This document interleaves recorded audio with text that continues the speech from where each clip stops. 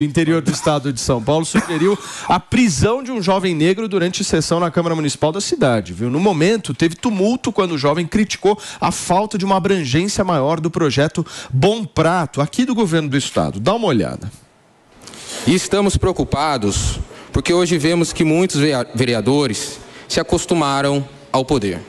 Se acostumaram ao poder e ao invés de cumprirem com sua digníssima promessa. Senhor presidente, questão de ordem, não vai vir falar mal de vereador aqui não. A senhora lê para ele o que ele tem que falar, desrespeitou, vai ser processado. O senhor veio aqui para falar mal de vereador, pode se retirar. Vai ter voz de prisão aqui dentro. Por favor, senhor presidente. Prende ele, vereador. Presidente, eu peço para não vai fazer aqui não. Suspenda os trabalhos por 1 minuto. Que loucura, gente. Surreal. Vários vereadores apontando o dedo e pedindo prisão. Isso é típico de quem se acha superior, né? Quem acha que está numa casta mais elevada não pode receber uma crítica, se recebe, manda prender o crítico. Isso é um absurdo. E tem um componente racial, claro, aí então, também. Você acha que tem racismo? Eu acho que tem. Por quê, mano? Porque, claramente, são pessoas ali que estão no alto do poder, olham como este cidadão negro vem aqui e acha que tem o direito de nos criticar, que coisa absurda. O componente racial tu tirou aonde do vídeo? Eles falaram alguma coisa? Eles fizeram algum sinal? Não, emitiram algum sinal de luz? A falta de respeito à dignidade do outro ali, que é um cidadão. Mas não é porque ele é jovem, não é porque ele tá de camiseta, não é porque o outro é pelo conjunto racial da obra, Jota. É que quando tu fica inserindo racismo que nem como se fosse ketchup, mano, isso é perigoso também. Como assim ketchup? Porque ketchup tu pode colocar em qualquer lugar, tu bota na pizza, eu boto até no acarajé, mano, dependendo. Nossa, não, é muito ruim. Entendeu? Eu não uso ketchup desse jeito. A gente precisa assistir mais a Rita Lobo. A gente tem que ter um pouco mais de responsabilidade quando a gente atribui racismo em contextos abstratos como esse. Eu concordo. O rapaz, ele foi super coerente na sua abordagem, ele foi respeitoso, fez uma crítica muito semelhante ao que o Mano fez, que é justamente quando os parlamentares são eleitos, eles sobem num certo degrau que se consideram acima da população e que não pode ser feito qualquer tipo de cobrança ou questionamento. Então, eu discordo totalmente da abordagem dos vereadores, mas atribuir isso a uma questão racial são outros 500. Peraí, você está dizendo que, do ponto de vista da sociedade brasileira, não existe historicamente muita gente que trata as pessoas negras como se fossem uma subcategoria, como se fossem sub-humanos, com menos dignidade do que um cidadão comum deveria ter? Se fosse um branco, a situação seria diferente? Muito possivelmente seria diferente, esse é o meu ponto. Mas quais elementos tu considera para fazer essa... Cara, quando que tu viu vereadores dizendo que um cidadão que fez uma crítica deve ir preso? Isso não é normal. Eu não sei, tu acompanha a Câmara de Vereadores de Limeira? Não, claro que não. Pois é, mas é isso que eu tô dizendo, mano. As coisas são mais complexas que isso. Mas como que esse caso ganha proporção? Porque quando algo absurdo acontece, isso não é rotineiro.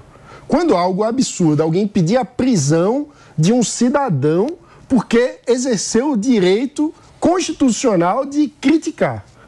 Isso é um absurdo, isso não é rotineiro. Mas a gente também tem que levar em consideração que eu acho que o projeto do Bom Prato é um dos projetos mais legais que já existiu, acho que principalmente no governo de São Paulo. Isso sem dúvida, assim. Você sabe que uma vez eu fui fazer uma matéria e nós almoçamos lá, né? Porque a gente tinha que fazer a reportagem e tal. Gente, é muito legal o projeto, é muito interessante, sabe? Então, ou seja, a gente tem que também enaltecer o projeto, já que a gente está falando aí dos dois, a gente tem que falar também que o projeto é um projeto de extrema relevância para o estado de São Paulo. Eu nunca te ouvi aqui no Morning falando sobre isso. Você como um homem negro, como é que você vê o racismo hoje no Brasil? Cara, o racismo hoje no Brasil, infelizmente, foi pautado como uma forma política, né? Infelizmente, nós vemos pessoas negras se apropriando dessa situação para utilizar... Que é massa de manobra? Sem sombra de dúvidas, Por quê, Felipe? Antes, no Brasil, a gente pode perceber que a gente seguia uma lógica seguinte: tu poderia mostrar poder ou virtude de acordo com um salário alto, diante de uma profissão, de uma qualificação profissional, dessas formas. Hoje, o que é bonito tu dizer para a sociedade? É bonito tu dizer que tu é antirracista, é bonito tu dizer que tu não tem nenhum tipo de preconceito, ainda que tu tenha, e muitas vezes utilize desse tipo de discurso para tentar se valorizar como alguém superior, muitas vezes, a outros negros. Tu sabe muito muito bem, eu sou um negro conservador, sou um negro de direita.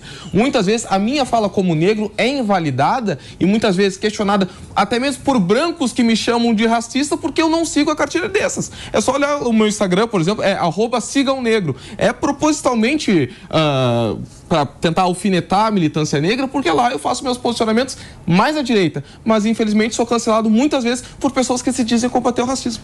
Mas o meu ponto é o seguinte, você acha que a sociedade brasileira, de uma forma histórica, não tem um componente de muitas pessoas que tratam pessoas negras como se fossem sub-humanas, como se fossem seres humanos de uma categoria inferior, com menos direitos?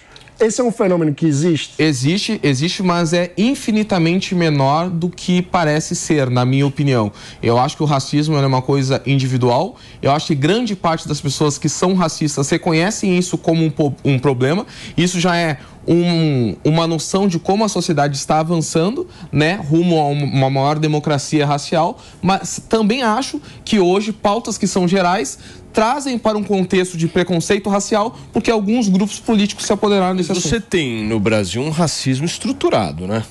Eu discordo também. Você acha que não é da cultura do brasileiro ser um pouco mais cultura racista? E estrutura são coisas diferentes, né? Não, mas a cultura ela é a base. Não, eu acredito muito que essa questão, principalmente, eu acho um tema extremamente delicado, mas a gente tem que abordar. O racismo estrutural, eu acho que ele sempre, não só no Brasil, acho que no mundo. Mas eu acho que cada vez que a gente traz essas pautas e essas discussões, a gente consegue realmente começar a entender. Porque, sem dúvida alguma, não adianta a gente ser hipócrita. O preto era tratado realmente, o homem preto, a mulher preta, de lado, de escanteio. Jogavam ali e deixavam. Tanto que a própria Rede Globo de televisão, olha as novelas como eram feitas, né? Eles colocavam os negros aonde? O papel do quê? De escravo, de subservientes, de funcionários. Ali, quando começa um movimento, e aí contra o racismo, aí começam a colocar os pretos nos papéis mais elevados dentro das novelas, diretor, presidentes de empresa, enfim. Mas até então, a gente sabe que até o meio, mais ou menos, da década de 90, isso era completamente exercido dentro das próprias novelas da própria Rede Globo de televisão, que toma consciência também e começa. Claro que eu acho que a gente não pode pegar isso como uma pauta de vitimismo, sabe? E simplesmente carregar ela para frente e empunhar a bandeira. Não, a gente tem que colocar todo mundo igual, todo mundo numa única cesta e seguir. Muito bem, gente.